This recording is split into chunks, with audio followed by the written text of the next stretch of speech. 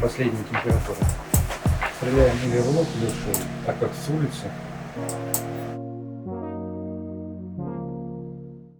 На что я рассчитывала? Честное слово, я очень сдерживалась. Я совсем не понимаю, как там работает, насколько катастрофическая ситуация. Из 2000 людей сколько сейчас осталось? Я не знаю. Не знаешь? Я не хочу, это болезненно. В сознании нашего народа предприниматель – это жулик. Что за отношение такое наплевательское? Кафе Так, может зарабатывать 200, при этом 200 должен отдать за помойку. Вы какого черта не меняете налоговый кодекс? Мы в этом во всем говнище живем.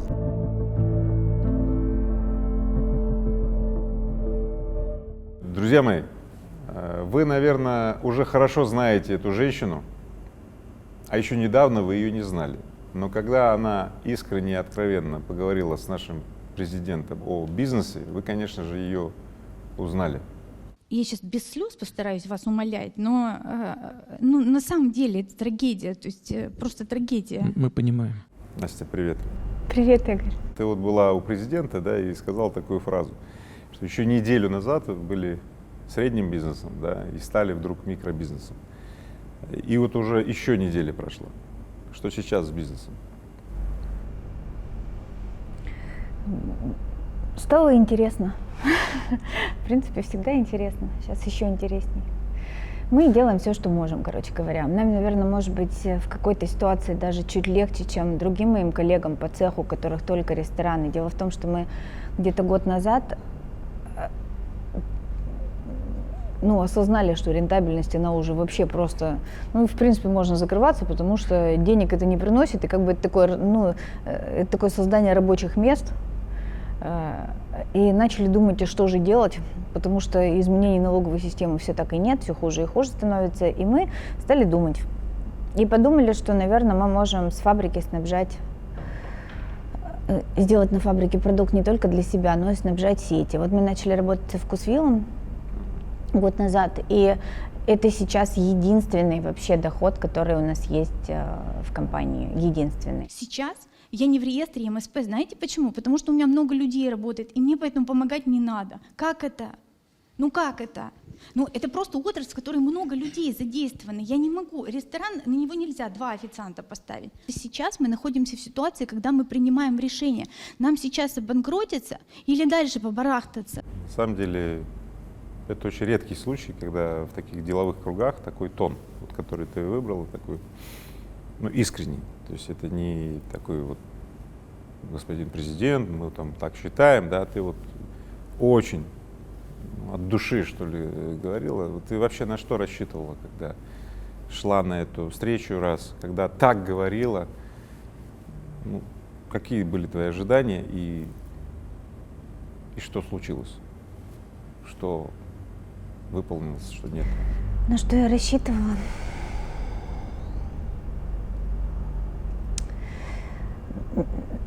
Как вот сказать, мне вообще, честно, очень неловко от того, что куча каких-то, мои друзья куча каких-то мемов мне присылают, там каких-то картинок. Я не рассчитывала, конечно, на такую известность, мне в ней неудобно, некомфортно, и я не чувствую, то есть мне не кажется, что это какой-то героизм. Что я сделала? Я сказала то, что, мне кажется, на моем месте бы сказал любой человек, потому что это это все предприниматели это понимают. И мне кажется, если бы у каждого была возможность, он бы такое сказал. Может быть, я чуть более эмоциональна, но, честное слово, я очень сдерживалась. То есть я себе написала на листочке для того, чтобы сдерживаться, потому что я понимала, что я могу, сказать что-нибудь лишнее. А это та редкая вещь, которая, понимаешь, ведь встреча в прямом эфире. И, это действительно какая-то возможность, чтобы тебя услышали и президент, и те, кто работают во власти. На что я рассчитывала? Я рассчитывала на то, что он услышит, насколько катастрофическая ситуация, потому что у меня есть полное ощущение, что этого не понимают. Потому что вот из моего опыта общения с властью Просто я об этом и сказала, собственно говоря, они никогда не спускаются на землю. Ну, то есть они смотрят, знаешь, они вот сидят там и смотрят солнце. Эй, вы как там? Мы хреново. А там вот эхо, хреново, хреново. Ну, держитесь. Да, держитесь, да. И получается, что просто они не понимают, насколько хреново, во-первых. Во-вторых, мы перестаем понимать, если мы совсем не нужны, а риторика вот эта вот, она, ну, последнего времени, она очень про то, что, ну, на самом деле, риторика, с которой выступил новый наш председатель правительства, она как бы была не про поддержку, к сожалению. Первая риторика, которая вышла, она была про то, что если начнете увольнять, мы сейчас пришлем прокуратуру. Я Ну, силовики. не понимаю. Фискальное, силовое. Ну, я не понимаю. То есть мы как бы должны понимать, что либо нам нужно все-таки разделить это контроль контролем, развитие экономики, потому что контроль — это не развитие экономики. Когда ты так эмоционально говорила президенту, ты хотела, чтобы он просто тебя выслушал? Да ты смеешься, что ли? Я хочу реальных действий. Причем я очень хочу, чтобы это было сейчас, а не через 3 месяца. Спасать нам будет некого. Нам с каждой недели все меньше кого спасать. И поэтому я хочу сейчас. Я хочу действий. Я не выслушала, пошла там домой, села. Вот я каждый день, я практически не сплю. Ну, то есть я вообще не успеваю. И я сейчас каждый день занимаюсь тем, что отправляю, пишу, езжу там, когда были разрешены очные вот эти вот встречи, я ездила и в Минэко, в Минпромторг. И это не просто я там такая сходила к президенту и сижу, ну сейчас все, помощь прилетит. Да нет, она и не прилетит, и не будет ее так быстро. И я вижу, что правительство что-то делает. Мне по-прежнему непонятны какие-то шаги. Ну, например, мне непонятно вышедшее постановление о том, что окей, сейчас мы дадим кредиты на зарплаты на 6 месяцев. Во-первых, на 6 месяцев кредиты никому не нужны, потому что бизнес вообще не возьмет на себя эту нагрузку, через 6 месяцев не из чего будет отдавать. И опять же, мы говорим одно, к нам прилетает другое. Мы сейчас, вот это вот постановление, которое вышло на 6 месяцев, кредиты на зарплаты ИП и микробизнесу.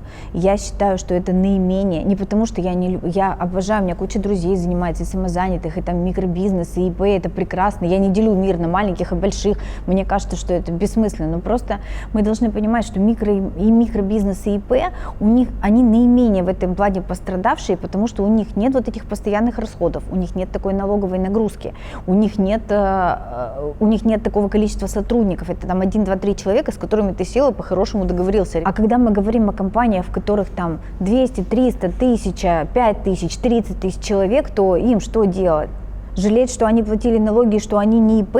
Или что? Ну, то есть я просто такой логики не понимаю вообще вовсе. Мне кажется, что это какая-то антигосударственная политика. Ну, вот здесь офисы наши. Пустые. Пустые, да.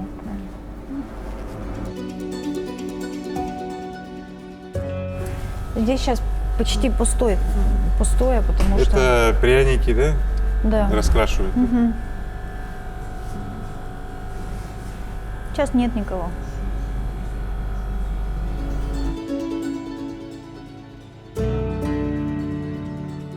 Вот здесь я живу. Я и Лолита, мы здесь вдвоем живем. Вот. И такой вид на фабрику. Я так люблю, да. когда из... Вот можете отсюда сверху снять фабрику. Не, ну да, пройдем. Пойдем, конечно. Я вообще очень люблю, когда вот из офисов. Ну да, я тоже. Это такая вообще гул какой-то стоит такой. Да, но сейчас грустно все, видишь. Да. А обычно больше, да, людей? Да, конечно. У тебя до кризиса 2000 человек было. Ну, в сети в целом, мы в наши и франшизные. Скажи мне, как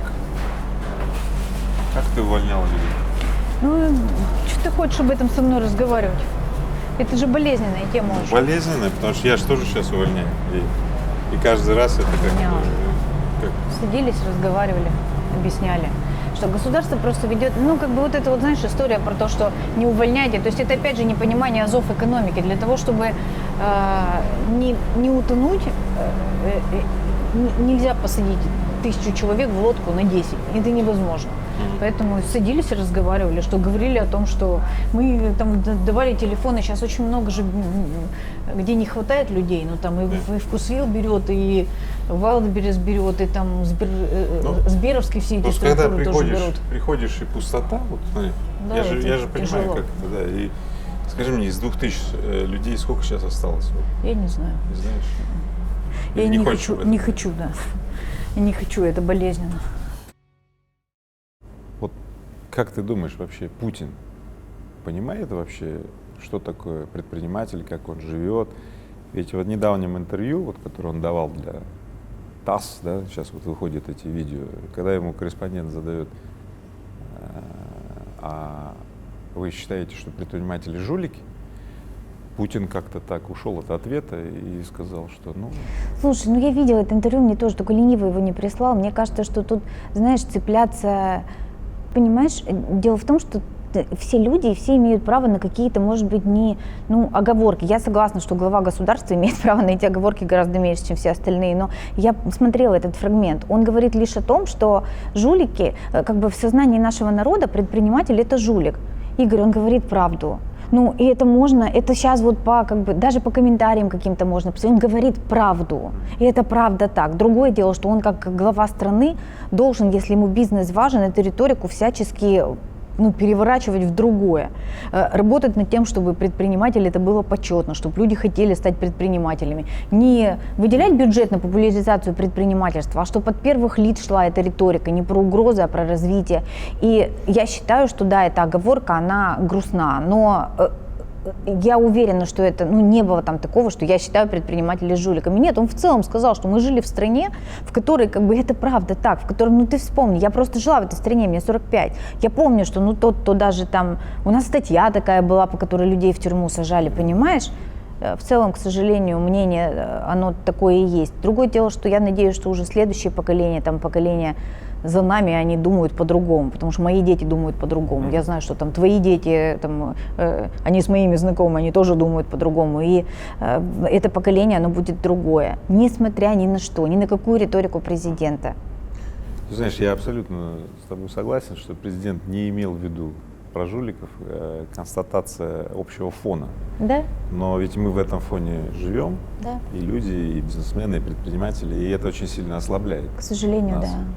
Хорошо, вот сейчас ты думаешь, будут какие-то поддержки оказаны таким, как ты? Ведь в 2018 году ты тоже уже ходила к президенту, и были разговоры про вот эти налоги, про режимы налоговые, да? Как ты думаешь, сейчас произойдут какие-то все-таки изменения? Я работаю в сфере, ну, в такой, в которой очень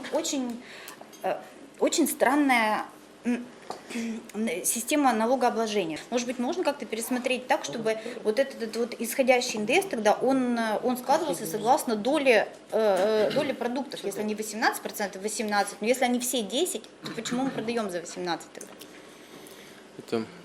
Это вопрос, который мы уже год обсуждаем, как минимум. То есть есть шансы, да?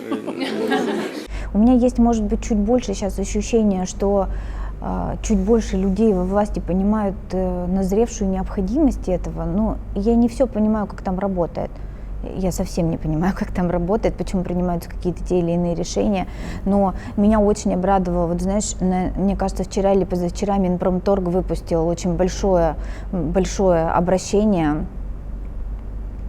к Мишустину со своими предложениями. Я бы сказала, что эти предложения очень радикальные для Минпромторга и для власти, то есть по отмене НДС, там, по всему остальному. То есть я очень рада, что эти предложения начали появляться внутри власти. Я бы сказала, что это все равно, ну, нетипично для власти то, что сейчас происходит. И скорость она тоже нетипичная. Есть надежда, что, может быть, оно как-то сейчас, вот в такие кризисные времена, действительно есть время для больших изменений. Знаешь, это же и для компаний, и для власти так, и для всех. В кризисные времена ты проверяешь, кто человек, а кто поросячий хвостик, кто прикидывался, а кто по-настоящему, кто помогает, а кто просто про слова. Уже после интервью ты в порыве чувств комментировал, значит, как там все было, как прошло с президентом, да, и сказал такую замечательную фразу, что власть наконец должна понять, что это она довела страну до такого состояния.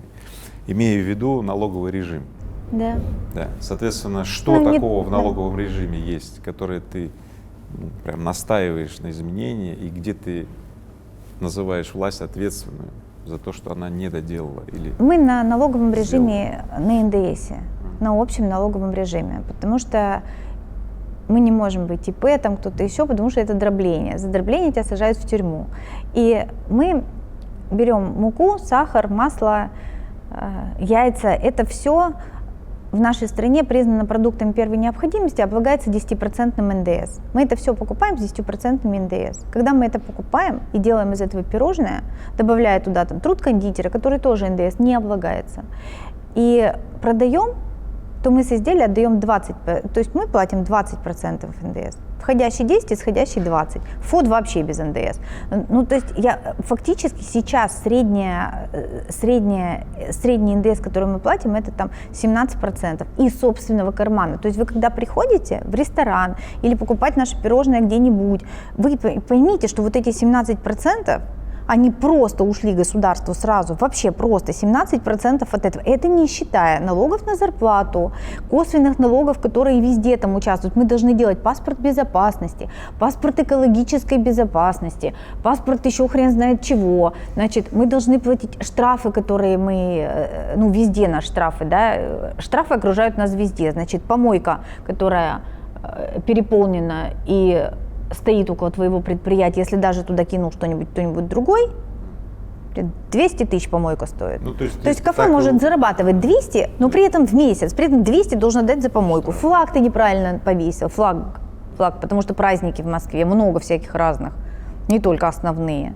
Пожалуйста, тебе штраф прилетел. Значит, Роспотребнадзор тебе пришел, тут в принципе без штрафа не уходит. Если к тебе пришел МЧС, тебе говорят, можно работать, но нужно сделать пожарные риски. 150 тысяч стоит бумажка в аффилированной конторе МЧС, которую нужно заплатить за пожарные риски. Мы в этом во всем говнище живем. Знакомо. Да, и понимаете, как бы когда государство делает усиленный вид, что, ну, что оно это не понимает и не видит, и вот эта объявленная неработающая гильотина, она не работает. Они ее объявили, мы год жили в надежде. Ничего, ни единого пункта не сделано, ни одного. Даже эти чертовы санитарные правила. С налогами ситуация еще ну, вообще страннее. Знаете, как Алиса говорила, все страньше и страньше.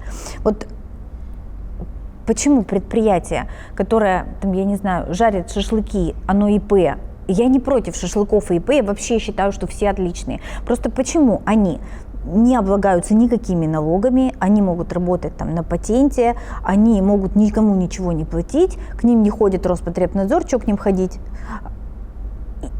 Почему я с ними нахожусь в настолько неравных конкурентных условиях? Не только я, а вся как бы отрасль. Ну, то есть, чем ты там белее, грубо говоря, чем ты больше соблюдаешь, нет, да, и тем удивительнее у тебя ситуация. И сейчас, на самом деле, среди многих предприятий, вот, с которыми я разговариваю, очень популярная одна фраза, что, к сожалению, я белый, или, к сожалению, я там не дробился, или, к сожалению, я плачу налоги. То есть это до какой степени надо довести людей, чтобы вот они же стараются, как надо все сделать. Ну, это что за отношение такое наплевательское? Поэтому среднего бизнеса в стране нет. Вообще нет. Ну, то есть он как бы сдох за вот это вот там, за вот эти вот реформы замечательные довольно быстро. Потому что ФНС, правда, очень эффективная стала структура во главе с Мишустиным. Они начали, раньше как было, количество законов в России компенсируется возможностью их не исполнять. Сейчас они начали реально обеспечивать эту собираемость. И люди, которые посчитали вот это все, такие предприниматели, как мы, они сказали,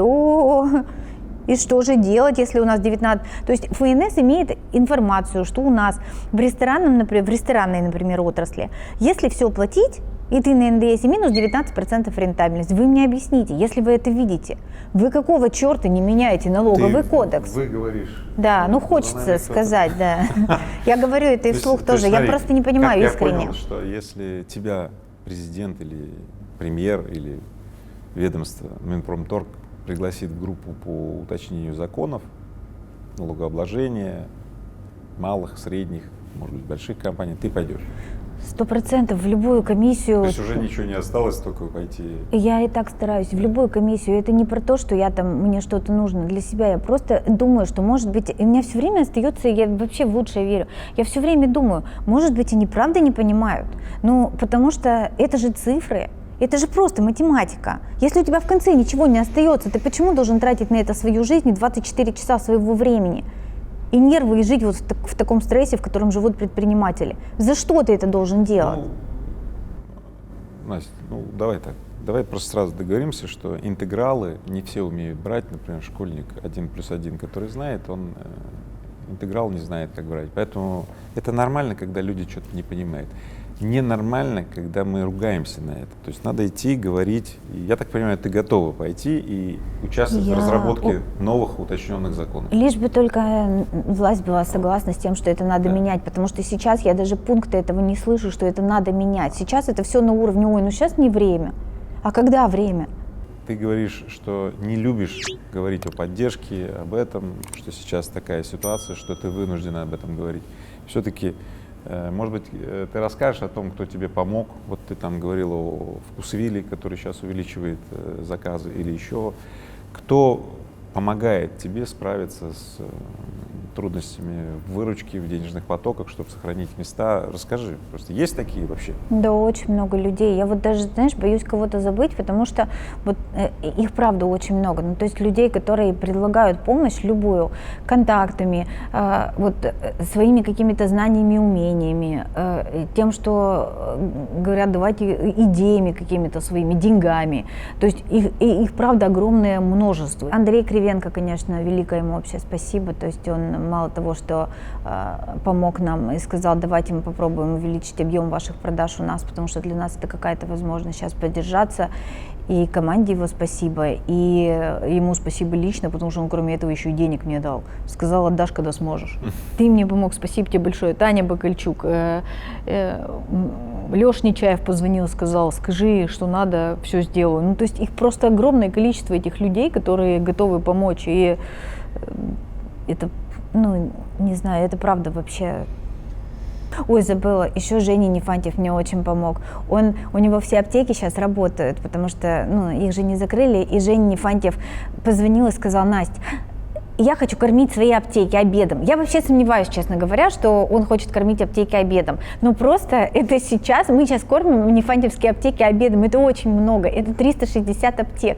И нам это так здорово помогает. Но просто вот все те люди, которые сейчас... Это же очень сложно, но правда, вот предпринимателю взять деньги, для меня это просто какая-то катастрофа, потому что я никогда так не делала, я вообще не умею и не понимаю, как с этим жить. Но вот, а когда человек говорит, смотри, вот я аптеки у меня, можешь их покормить? Я говорю, могу. И я кормлю сейчас нефантьевские аптеки, поэтому, Женя, ты мой друг и герой. Женя, ты друг мой герой.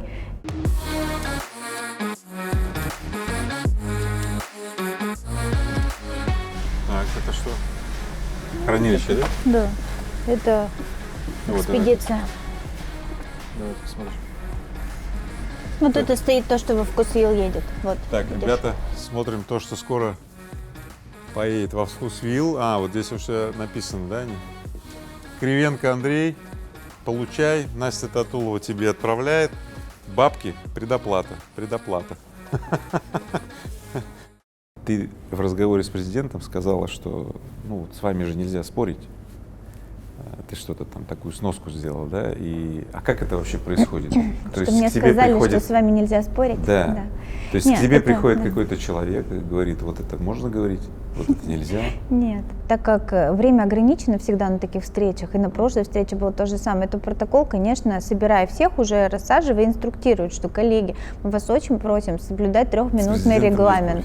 Грубо говоря, да, что соблюдать 3-минутный регламент, что если вы ввязываетесь в какие-то длинные разговоры, вы понимаете, что людям, которые за вами хотят задать вопросы, им физически просто не хватит времени, как и в этот раз случилось. И что мы вас очень просим, пожалуйста, не уточняйте, потом, может быть, что-то можно будет уточнить, но вот это вот беседа, когда вы ввязываетесь в беседу, это жрет минуты, которые вот отведены на, в том числе, выступления других людей. Различными исключениями будут пользоваться не только такие добросовестные, как предприниматели, как вы, но и те, которые просто будут ползать между этими исключениями для того, чтобы иметь конкурентные преимущества перед теми, кто работает в чистую. Я вас очень прошу, пожалуйста, несмотря на то, что вот эта риторика про то, что будут какие-нибудь нечестные люди, которые будут этим пользоваться, ну простите, пожалуйста, у нас есть крайне эффективный механизм ФНС. Я бы сказала, что это сегодня ФНС, самая да. работающая структура. Они не ходят к шашлычникам, они не ходят там к каким-то там ИП, они ходят туда, куда видно. Очень много тоже таких домыслов, что кто-то кому-то что-то говорил, писал слова. Слушай, у меня, я была в администрации президента накануне, потому что надо было тест сдать на коронавирус, и нас попросили приехать сдать тест и спрашивали, что мы будем спрашивать. Ну, мне никто там не сказал, что мне надо говорить, не посмотрел мой вопрос. Со мной, в общем, со мной представитель администрации президента, он проговорил, сказал: Анастасия, вы какой вопрос бы хотели поднять? Я примерно сказала, какой. Мне никто не писал слова, никто мне не было такого, что я вам там запрещаю что-нибудь спрашивать. Это на самом деле довольно свободный формат. Я вам хочу сказать, что когда вы видите то, что происходит на экране, или я там сидя в зале, надо понимать, что эти люди, которые там собрались, по каким-то причинам считали важным сказать именно это. Им слова никто не писал. Деловое сообщество с оптимизмом восприняло предложенную новую поправку к Конституции 57.1, направленную на устойчивое экономическое развитие и повышение доверия между государством и гражданами. Мы бесконечно благодарны вам за то обращение, которое вы сделали вчера. Мы действительно почувствовали себя защищенными. К сожалению, но это правда так, что мне кажется, что от этой встречи президентской можно было бы получить в разы больше пользы, потому что президент сел в кресло, когда зашел, и без всяких лишних слов, программных заявлений, обсуждений поправок или еще чего-нибудь. Он сел и сказал: коллеги, мне предлагали эту встречу отменить, потому что и действительно сейчас уже собираться нельзя там в таком количестве, и очень много работы, правительство работает круглосуточно, и просто я принял решение, что мне нужно все-таки прийти и встретиться с представителями бизнеса, чтобы мы с вами могли поговорить о существующей непростой ситуации. И все то, что дальше происходило, это на совести тех людей, которые потратили этот час. Не на обсуждение проблем, на обсуждение чего угодно. Настя, у тебя сейчас есть несколько минут. Что ты не донесла, донеси сейчас. Прям скажи мне, что осталось за кадром.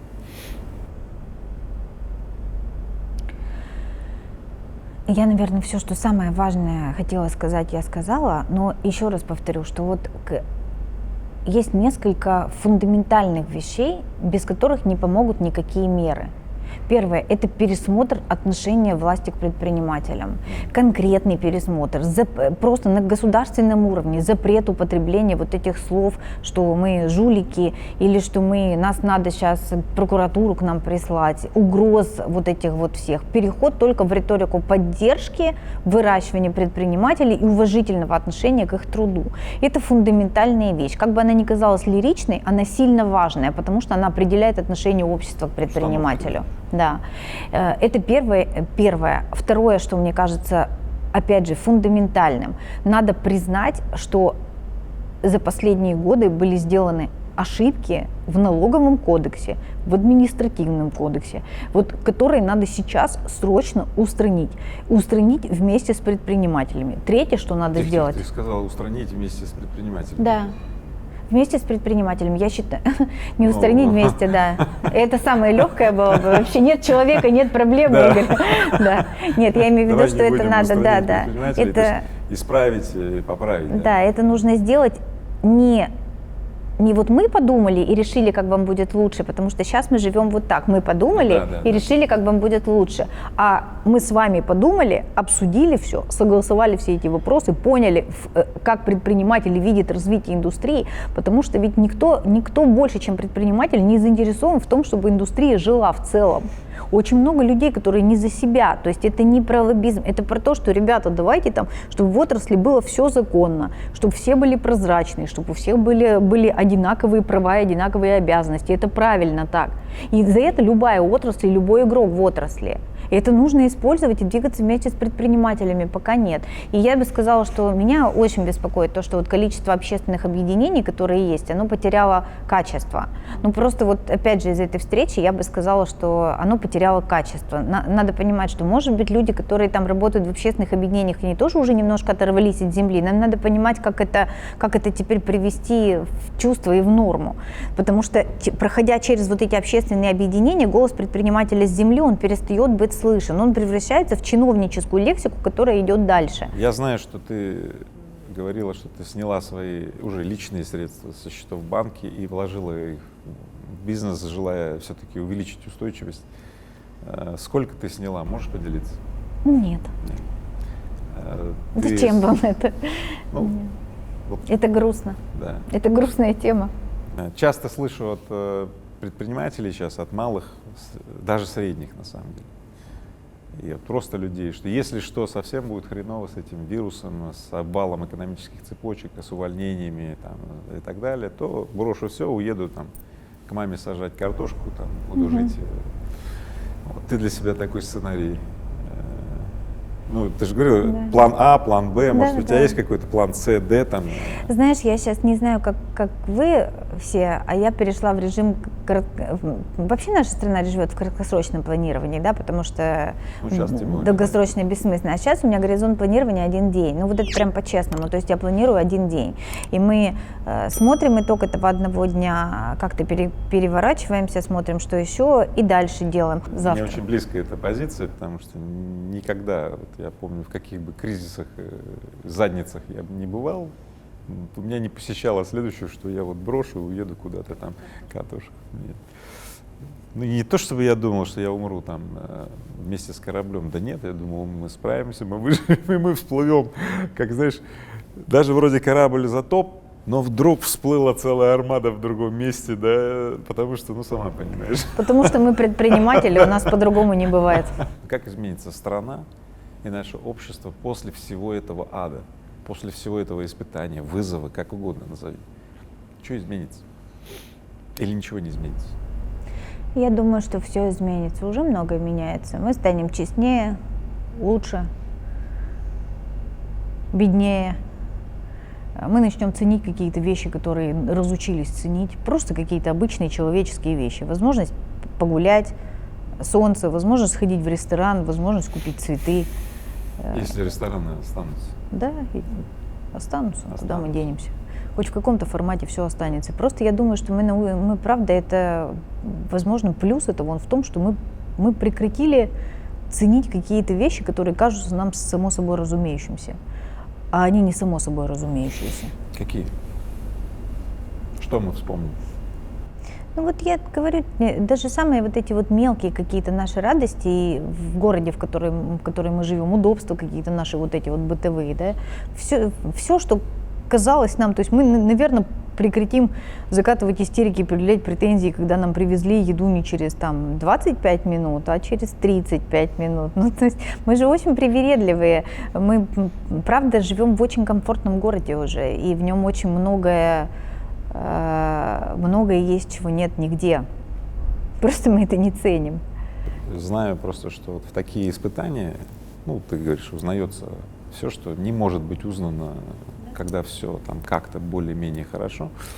Вот. Поэтому смотри, что мы сейчас будем называть, что мы хотим, чтобы изменилось, то и изменится. Давай вот назови, чтобы ты хотела, чтобы изменилось после всего этого испытания. И мы потом, через много лет, возьмем эту беседу и посмотрим, сбылись ли пророчества твои.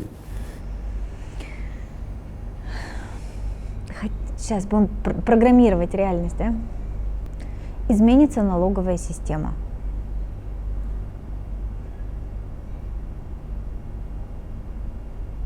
До конца лета. Конкретно будем программировать до конца лета, потому что позже уже не актуально будет. Упразднятся все ведомства, которые занимаются административным надзором, Россельхоз, Роспотреб, еще что-нибудь. Создастся одна структура, в которой будет в 800 раз меньше народу и которая будет заниматься системными вопросами, а не поиском блох.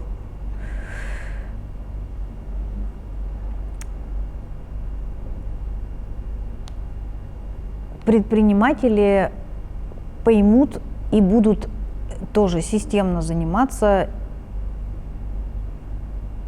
развитием слова предприниматель, имиджем этого слова, включением его в предметы школьные, там, не знаю, изучением, чтобы в школе изучали историю русского предпринимательства, в том числе и мирового предпринимательства. Будет во власти какой-нибудь правильный вице-премьер, который будет отвечать за предпринимательство. Не за все на свете и топор, и предпринимательство еще, а может быть и существующих людей, которые работают во власти. Там есть очень достойные люди, которые могут это делать. Просто нужно, чтобы это было выделено, нужно, чтобы это был человек с большим весом, который может и считает необходимым отстаивать интересы предпринимателей. Ну и давай я подытожу, запрограммирую. Руководителями пары министерств должны стать люди, которые работали на земле, предпринимателями, которые имеют такой опыт, которые не потомственные чиновники, а предприниматели, для того, чтобы у них, правда, при этом не может быть собственного бизнеса, абсолютно точно, равно как у омбудсмена. Это должны быть люди, которые имеют предпринимательский опыт, но которые уже там продали свой бизнес и которые точно знают, как это, но не будут заниматься лоббированием своих интересов. Что еще?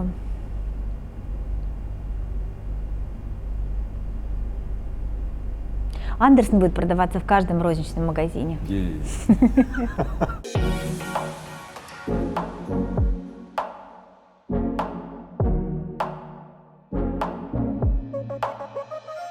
Знаешь, что я постоянно на улице Келлеровского в Андерсоне всегда Это очень приятно. Я так сидел радуюсь, когда постоянно, так. да. И прямо Надеюсь, что будешь продолжать там сидеть, когда все это закончится. не просто надеюсь, это 100%. Ладно. Спасибо. Спасибо вам, ребята, большое. Спасибо. Я пошла работать. Спасибо. Пока.